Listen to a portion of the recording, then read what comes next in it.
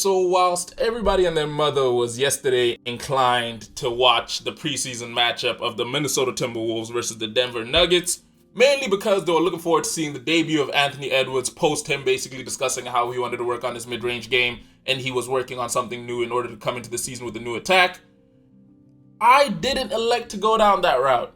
See, yesterday whilst everyone was watching that, I elected to watch the other NBA preseason game that no one was tuned into. I say no one, majority of people weren't tuned into, which happened to be the Brooklyn Nets versus Hapoel Jerusalem. And let me just say, this game might have been a little, I won't say it might have been a little bit more entertaining because I still need to check out the Nuggets game, but I will say this game did have quite a few gems that we might want to look at. So what to do, YouTube? It's your boy Alvin Mike from L.T.A. And in today's video, as you can tell by the title, we will be looking at the Brooklyn Nets, more specifically their most recent debut against Hapoel Jerusalem. Now, before we look into this, I do gotta say, thank you for all the support you're showing to the channel. Appreciate the support shown on the last JaVale McGee video. Thank you very much. And don't forget, if you enjoyed today's video, join us to see more content, like it, hit that like button. If you're new to the channel and you haven't done so yet, don't forget to hit that subscribe button and turn post notifications on. And lastly but not least, down below in the comment section, I'm gonna need your help with this one. Let me know what other videos you might want to see, just because I'm still trying to figure out what I'm doing with the channel, and you guys contributing will play a key part, because again, this is me talking sports I love whilst at the same time talking about things you guys might want to know a little bit more of. Now, the reason that I tuned into the Brooklyn Nets game over watching the beautiful matchup of Nikola Jokic and the Timberwolves was mainly because I was interested in a player that used to be a Nugget last year.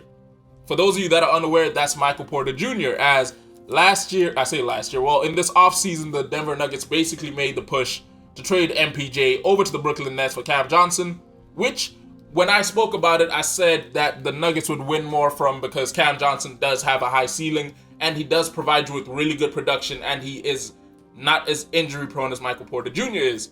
But the caveat that I forgot to mention was Michael Porter Jr.'s ceiling is a lot higher than Cam Johnson's. The only issue being, people aren't sure about the motivation and also injury proneness. But watching this game was a key example of why you buy in high on someone like MPJ. But before we get into breaking down how he played, let's break down the whole Brooklyn Nets as a whole roster. Now, firstly, I do gotta say, the Nets hit on their draft picks.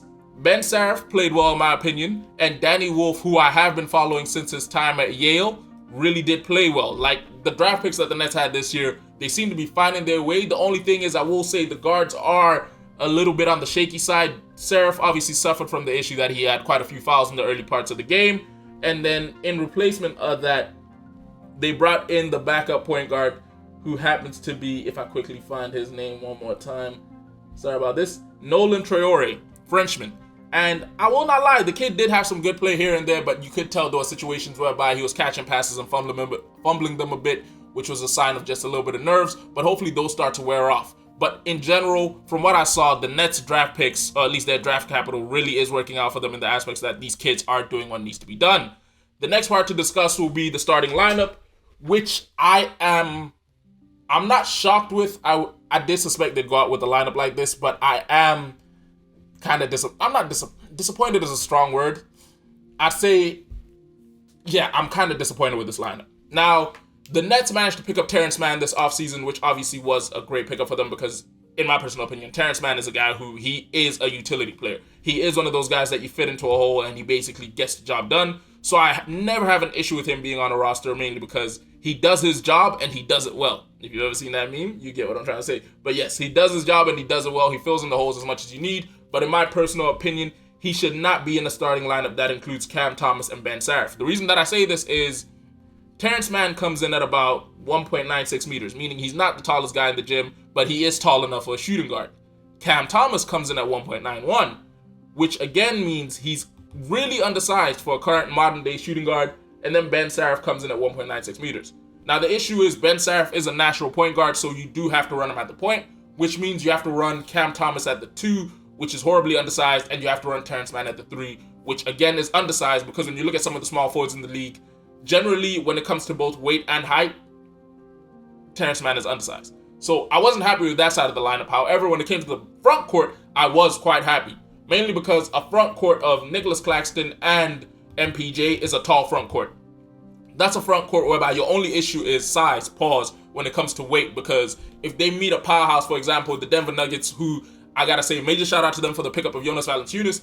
In the little bit of the game that I did manage to watch, I did notice he's literally keyed in on a part of his game which will be beneficial for the Nuggets. If you want me to speak on that, I can speak on it in another video, but to quickly summarize it, he's playmaking more than he ever has in his career, out of the post, and generally out of any situation, which is perfect because it means when Nikola Jokic is off the floor, they still get a little bit of the same production in a big who's big, basically versatile, and has the ability to throw his weight around, but at the same time can throw the ball around. But back to the Nets, as I was saying, the front court of Nicholas Claxton and MPJ makes a little bit more sense because, yes, Claxton might have the issue that he's not that great of a shooter. He's really skinny in frame when it comes to it. And, yeah, free throw-wise, he's not the greatest.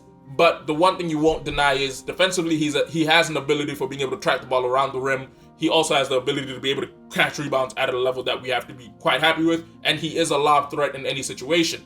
So I'm happy with the front court situation. The back court situation needs to get sourced. And that's where the title of this video comes in. Now, before I get into the title, let's wrap it up with MPJ. In his debut, Michael Porter Jr. managed to basically drop off what was 13 points, 5 rebounds, 4 assists, and a steal in 17 minutes. Keying on his, this was against Hapoel Jerusalem. I will not lie, they're a good team, but they're not NBA quality level of a team because, yeah, these numbers by MPJ were quite amazing because first thing, he was known for never swinging the rock, and watching this game, he was facilitating a lot. Like, I'll put it to you this way. MPJ was playing more into the role of being a great player than he was playing into the role of being a great scorer. Because, yes, he was getting his shot off here and there, but he only took about 9 shots, and he was also emphasizing the ability of kicking it to the open man, whilst also setting screens and finding himself in open situations, which I really love to see because, in my personal opinion, this could be the resurgence of his career. This could be the place where he really makes a name for himself and lets it be known that he should be one of the elite small forwards / power forwards within the league. Because, again, the guy has a high ceiling. He has a lot of production that he provides for teams, and he is highly slept on. The only issue is injuries, plus he did benefit from that Denver system and the fact that Nikola Jokic managed to get him open, but I do believe Michael Porter Jr. is one of those guys who can be the superstar of the team and doesn't need a superstar to feed him the way he did with Denver. So I was really happy with his production. I was really excited to see how he performed, and I was really happy to see the fact that he's really bought in. Like, he's not here and he's just doing a thing of, I'm going to get my shots, I'm going to chuck my stuff, and I'm going to get out. It's more a thing of he's playing with the team and for the team, and he's doing everything he can to try and help the team win. So MPJ's debut, if you haven't checked it out, it was really impressive. However, the team as a whole defensively is horrible. Like, legitimately, if you watch this game through and through, yeah, they blew them out the gym, they beat them by 35 points, but there was a lot of defensive lapses. Not only from players where you suspected, but also a lot of people. There was a lot of lack of communication, a lot of stuff where it was easy cleanups that need to get fixed. A lot of situations whereby if this happens in the regular season, the Nets can get blown out by 20 on majority of nights. Like, there should be enough of a communication between teammates because, again, you play with each other dang near every single day, you work out with each other, you do everything together whereby you should be able to communicate on rotations. There was multiple situations of missed rotations, late rotations, men just being free because someone else is not giving in. And yeah, that leads into my final point, which is Cam Thomas. Now, if you were to ask anyone 2 years ago, I was fighting for Cam Thomas. I was basically of the mindset that Cam Thomas is one of those guys, mainly because he was playing on a team with, as I say 2 years ago, about 3-4 years ago, he was playing on a team with Kevin Durant, Kyrie Irving, whereby you could tell when he came off the bench, he was that sort of Lou Will player, the spark plug. Comes off, drops off 30, goes back, chills. But my issue is, this past year, him and the Nets came to a disagreement in regards of a contract because he wanted a big extension. They just gave him a qualifying offer, which allows him to be an unrestricted free agent. And in my personal opinion, I feel like Cam Thomas will be out of this league within the next 5 years. If not, he's going to be riding the bench for a bunch of teams being a journeyman because, yeah, the truth is the guy's a walking bucket. You can never hate on that. One-on-one, he's a walking bucket. But the issue is this is a 5-on-5 game. You need to play with the team. And with how undersized he is, you would expect him to play the point guard. However, unfortunately, he doesn't have a knack or an ability for getting the team going. Through watching the game, I kid you not, a lot of it is defensively, he's not playing. He's just waiting for us to get the ball. As soon as we get the ball, if he gets it, he's coming down the floor and basically trying to find any way to score. Like, watching him and Michael Porter Jr., I remember the big joke coming out of the offseason was the ball's not going to get swung around at all, but the truth was Michael Porter Jr. was swinging the rock around.